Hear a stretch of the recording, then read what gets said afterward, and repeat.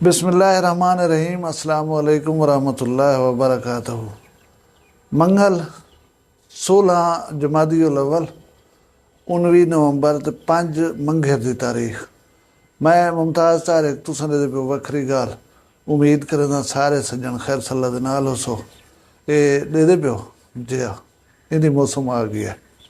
अल्लाह करे तुसां सारे ठीक होसो, खैर सल्ला होसे।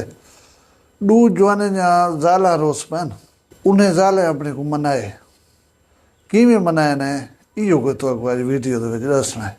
एक जवान है चीन दा, ब्या जवान है पाकिस्तान रहीम यार खान दा। वीडियो बेहतरीन है, अज इहदे नाल रसो तवज्जो दे नाल सुनसो।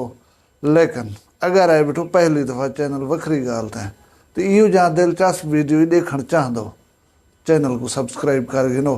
भला मैं आके सारा हाल वाल तुहाडे नाल वंडेंदा पिया।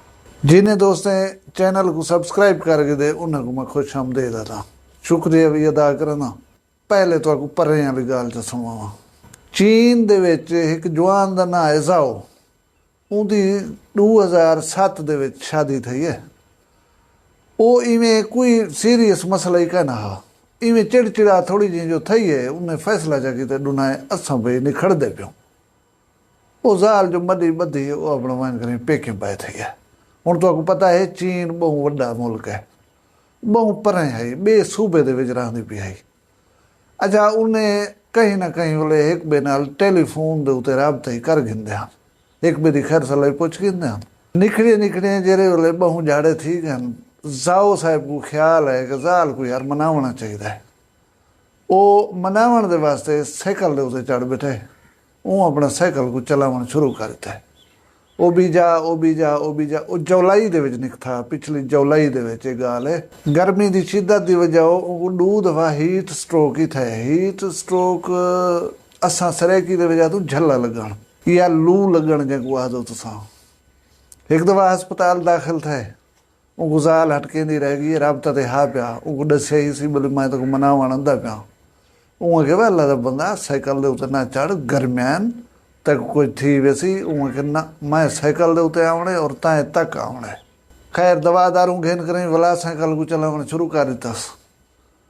भला अद्धे रस्ते दे विच गए, दूजे दफ़ा भला बीमार थी पाए। बीमार जो थे ज़ाल को दसियस बोले मैं वत बीमार थी हाँ। वो उठाओ रवानी थी हूँ हस्पताल आख रही पै दे कट्ठे थी गया। इलाज मिलाज किते ने जल्द सेहतमंद थे। उहाँ के बाबा तेरी मेरी ठाई है, हूँ तू साइकिल को रख। उहाँ के ना मैं तो ताई है की वो मैं साइकिल ते आवणे तैं कना 100 ॾींहं का सफ़र किते हूँ साइकिल दे उत्ते। 100 ॾींहं के सफ़र के बाद भला मज़े की गाल है एतरे में ती राज़ी थी करे साइकिल दे उत्ते उन्हें नाल टुर पई है। जरा सफ़र बचदा वो रल मिल किता ने। जेरे वेले सुरेजियां दे शहर पहुँचे उथा ही वन के एक तकरीब थी है। तकरीब दे विच उन्हें अपनी सुलह का ऐलान किते। वो आपस दे विच हिक मिक थन तो ठाई थी गया। ये है चीन की गाल। हुण आवे अपने प्यारे पाकिस्तान दे विच। पाकिस्तान का शहर है रहीम यार खां। उनका एक इलाका है नूरे वाली। ये इलाके दे विच रहीम यार खान दे जवान की ज़ाल रुस पई है। वो वन करें पेके पाए थी है। वो नूरे वाले दे विच जवान आखे भली वञा ज़ाल को मनावा। वो टुर पे सहुरे दे घर। उतां ज़ाल बैठी ही पुत्री एक हासी 5-6 साल का।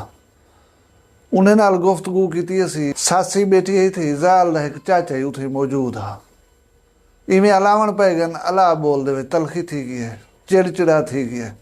पीछे पाकिस्तानी तुसा आप जान दो ये अपना पिस्टल कढे ज़ाल कोई ठोक दीतस, पुत्र कोई ठोक दीतस, भला सस कोई मार दीतस। उनके बाद चाचा जरा बैठा ऊ कोई गोली मार दी अस। छेकड़ दे विच आप को गोली मार करें ठर पे उथाई। 3 बंदे तो चिट्टे चिट्टे उथाई मर गए। बाकी रह गई सस ते ज़ाल दा चाचा। वो शुदे हस्पताल गए पन। अल्लाह करे उन्हें को अल्लाह जिंदगी दे रहे। हुण ये 2 जवान हन, 2 मुल्क हन, दुनाए दा इको मसला।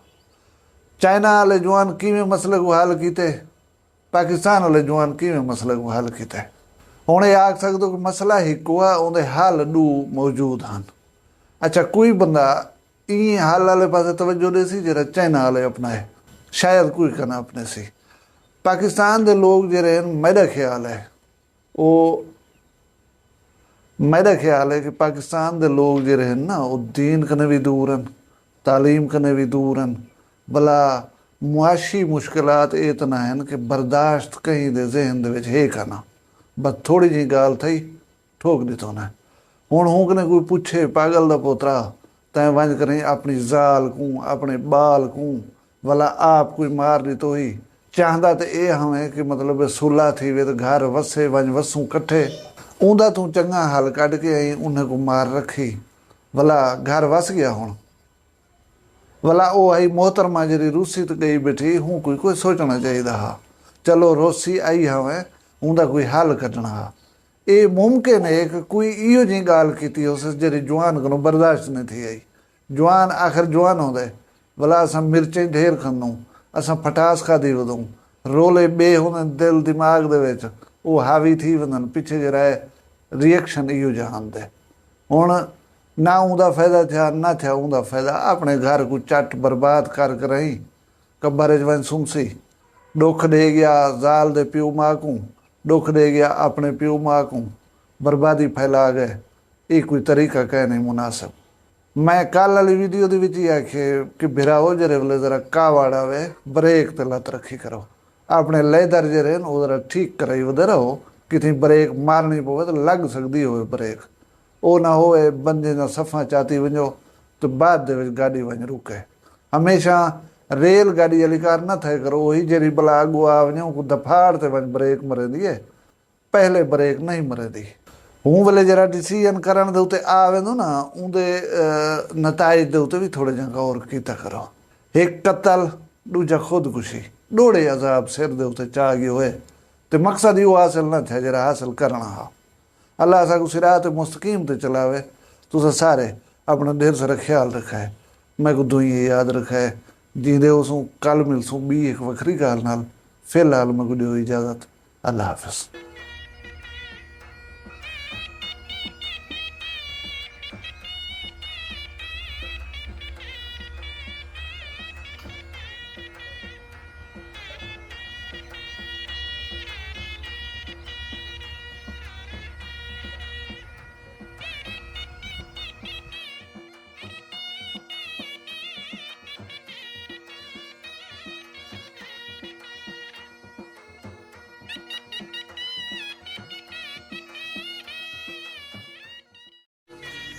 वखरिया गाली वखरा चैनल सराइकी वसीब ते सच्ची रंग तुहाडे अपने यूट्यूब चैनल वखरी गाल दे संग वखरी गाल को यूट्यूब ते सब्सक्राइब करो ते नाल नोटिफिकेशन बिल ऑन करेंदे हुए आल करा ना भुलाए।